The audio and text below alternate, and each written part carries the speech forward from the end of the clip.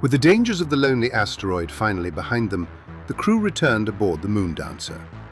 Their course was now set for Commodore Grimzod Garganhale's fleet, and with it, perhaps their first real chance to strike back against the Astral Empire.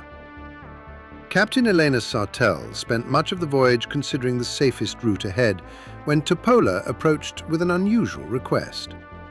As a gifted cartographer, she wished to attune herself to the Moondancer and guide the ship through the astral sea.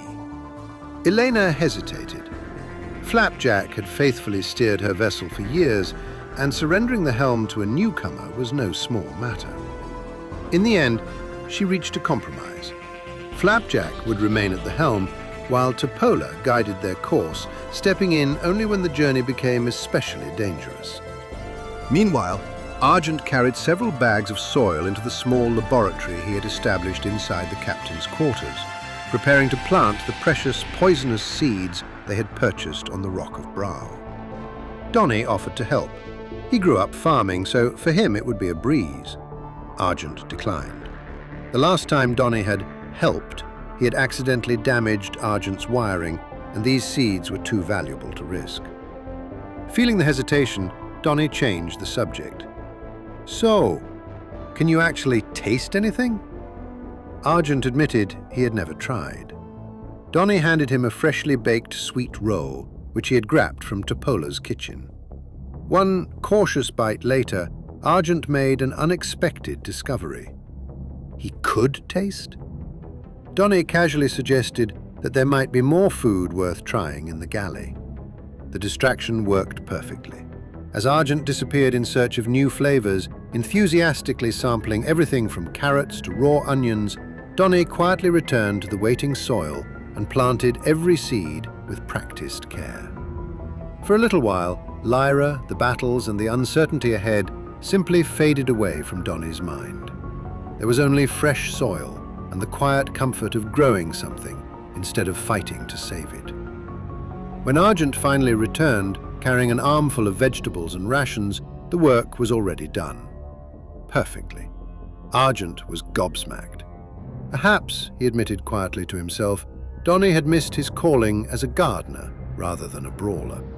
Captain Elena soon discovered Argent carrying what looked like half the galley. Quite sternly, Argent was reminded that the Moondancer's provisions belonged to the captain and every crew member aboard the ship. Slightly embarrassed, he quietly returned the food. Elsewhere below deck, Oti sought solitude after the ordeal beneath the lonely asteroid. Accompanied only by Bollen, he sought refuge in a bed, looking out across wild space through a window. His hand slowly went under his robe as he took out his magic pill. Without looking at it, he swallowed one of his mysterious concoctions in search of another spiritual journey.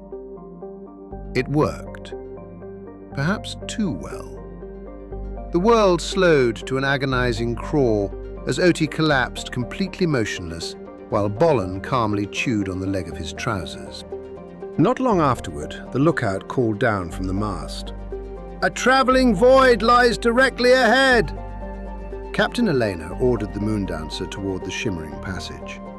It promised to shorten their journey dramatically, but anyone entering without magical protection risked visions, madness, or something in between. Before the ship reached the void, Argent hurried below deck and knocked on Oti's cabin door. "We're approaching something unusual. You may want to come up." Only a muffled grunt answered. Argent waited.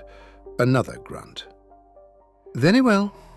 Assuming the druid simply wished to be left alone, he returned to the deck. Captain Elena accepted Flapjack's magical protection. Donnie chose Topola, casually slipping an arm around her shoulders. Rather than pulling away, she smiled faintly and brushed her fingers against his own. Elena noticed the exchange, but wisely kept her thoughts to herself. Argent made a different choice. Believing the traveling void might unlock fragments of his forgotten past, he refused magical protection altogether. Instead, he asked Donnie to tie him securely to the mast and remove his weapons should the visions overwhelm him. At Captain Elena's command, the Moondancer entered the traveling void. Reality unraveled. To those protected by Tupola and Flapjack, the passage was beautiful, if unsettling, as ribbons of light twisted through impossible colors. For Argent, it became something else. The astral sea vanished.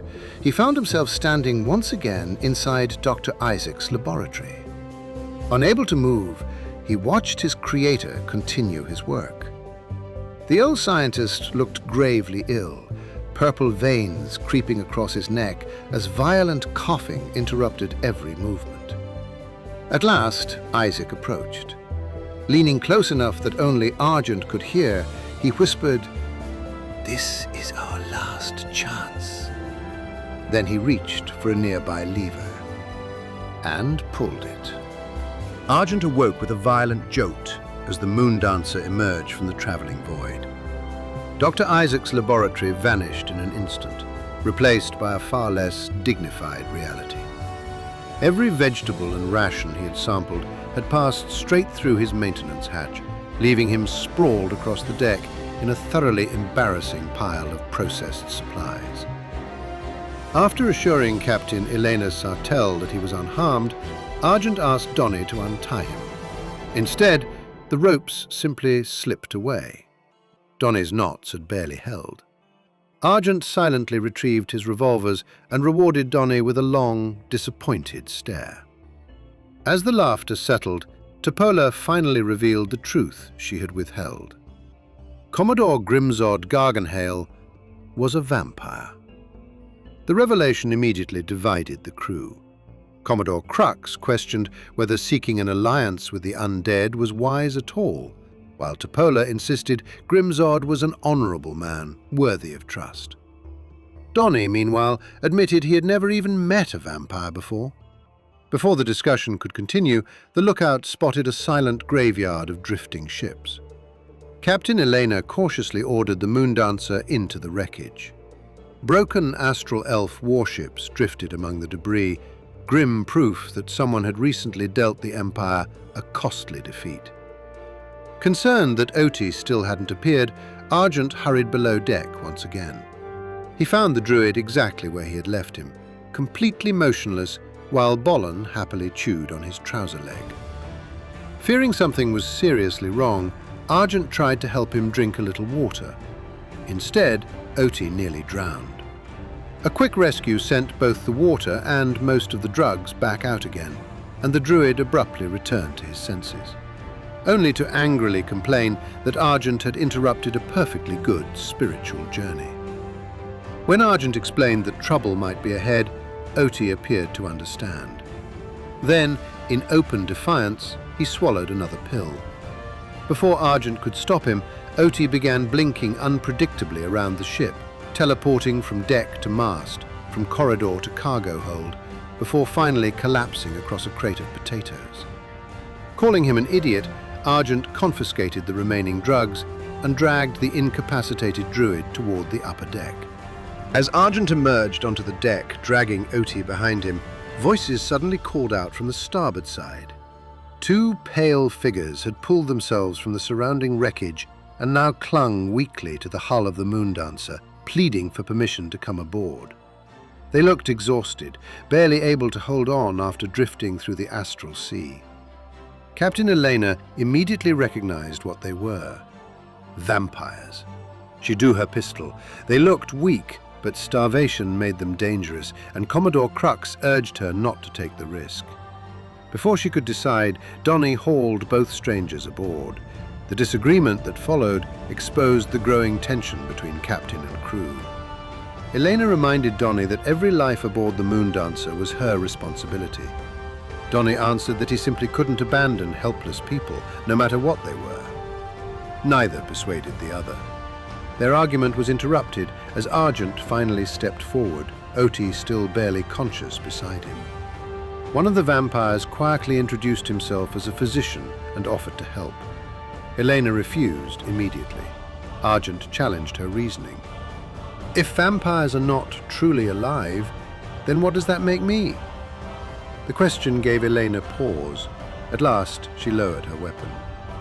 The physician carefully drained the poisoned blood from Oti's body, restoring him to consciousness. Pale but alive, the druid's first concern was not nearly dying, it was where his drugs had gone. Argent politely suggested they had perhaps disappeared during Oti's rather enthusiastic tour of the ship. No one believed him. Before being escorted to the brig, the vampires revealed they served aboard the Last Breath and marked the rendezvous point where Commodore Grimzod Garganhale's fleet awaited. Following their directions, Captain Elena soon brought the Moondancer alongside the battered flagship. She requested a peaceful parley. Commodore Grimzod Garganhale proved every bit as charismatic as Topola had described. His smile briefly faltered when he noticed his former lover standing among the crew, the pair exchanging a warm, if slightly awkward, greeting before joining the others in the captain's quarters. There, Elena laid everything before him: Lyra's fall, the Astral Empire's ambitions, and the growing alliance determined to stop them.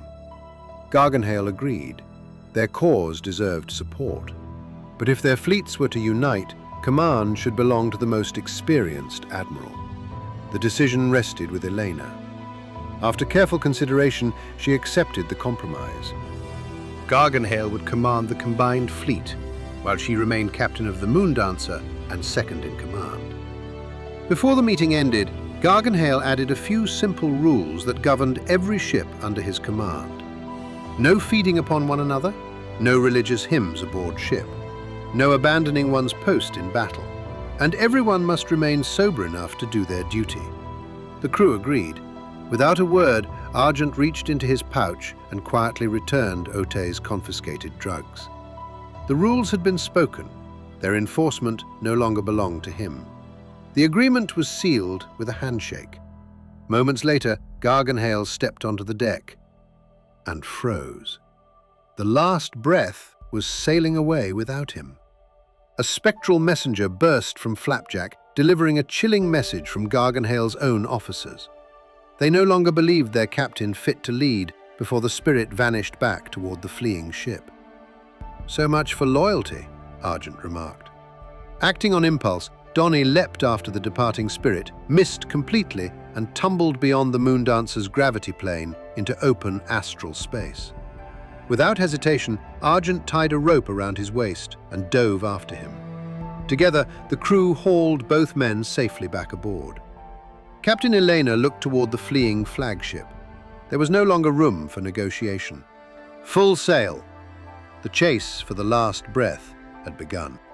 The Moondancer rapidly closed the distance to the fleeing Last Breath. As Captain Elena Sartell prepared to bring the cannons to bear, Commodore Grimzod Garganhale stepped beside her. "No broadside," he warned. "The lower decks are filled with alchemists' fire. One lucky shot, and the entire ship goes with it." He paused for a moment. "And there is a very valuable asset aboard. If the ship is destroyed, so is that." He refused to say more. Elena gave a single nod. Then we board her. The Moondancer swept alongside the battered flagship. Rather than risk an exchange of cannon fire, Elena brought the ships close enough for her companions to leap aboard before the mutineers could organize their defense. Argent landed first. His revolver was already drawn. "Lay down your arms," he called across the deck. "Captain Elena Sartell now commands this vessel." Roughly a dozen vampire sailors waited to receive them. Towering over them stood an enormous undead ogre gripping a colossal war hammer. To everyone's surprise, the giant lowered his weapon. The others did not. "You made your choice," Argent replied. Gunfire shattered the silence. Donnie and Oti landed beside him as the boarding action erupted.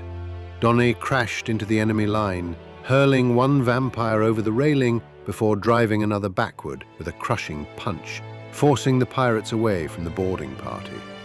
Then Elena stepped aboard. Weapons drawn, she strode forward with the confidence of a captain reclaiming what was now hers. "This ship is under my command now. Surrender or be put down." The ogre looked from Argent to Elena. Understanding finally dawned. He hefted the enormous hammer once more. "Aye, aye, Captain." "My name's Bobby." Despite the battle raging around her, Elena allowed herself a faint smile. "Then welcome to the crew, Bobby." With that, Bobby turned on his former crewmates, scattering them beneath devastating hammer blows. The battle quickly spread across the deck.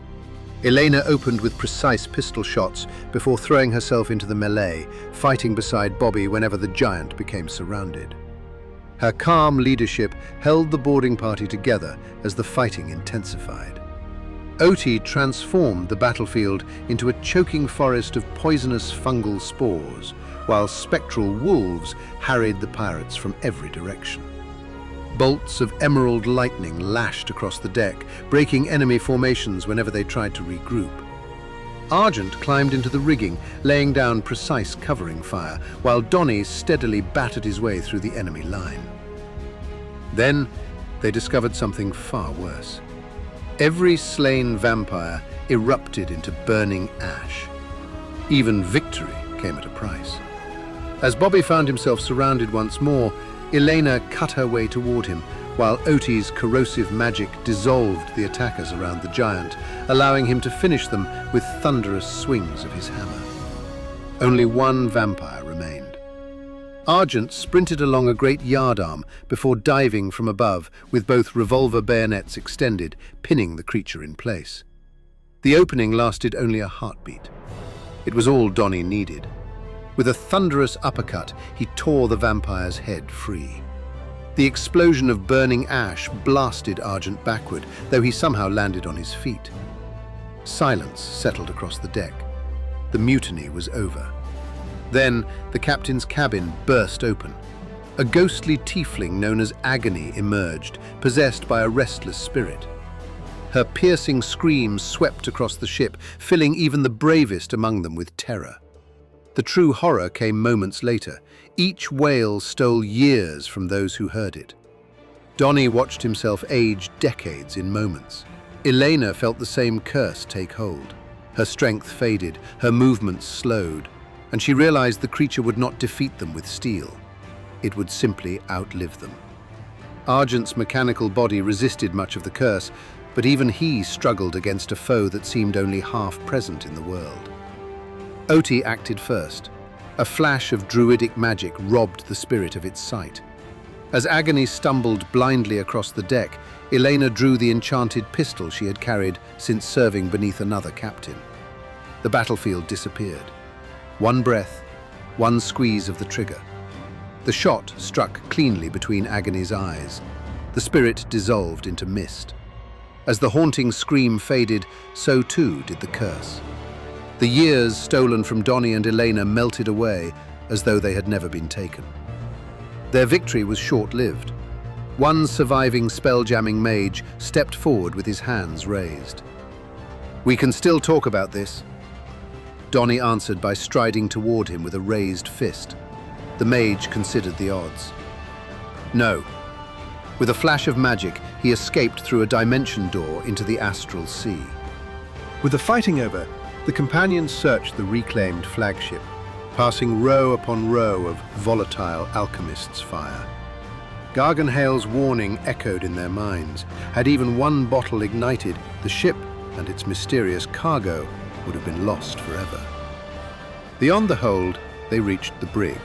There they discovered the answer to Garganhale's warning, an astral elf princess. Despite her imprisonment, she met them with remarkable composure. "Well," she sighed, "this is unfortunate for me." "But fortunate for us," Argent replied. She introduced herself as Princess Zidali, sister of the newly crowned Astral Emperor, insisting that the invasion of Lyra and the harvesting of entire worlds had been her brother's design, not hers. Captain Elena looked from the princess to her companions.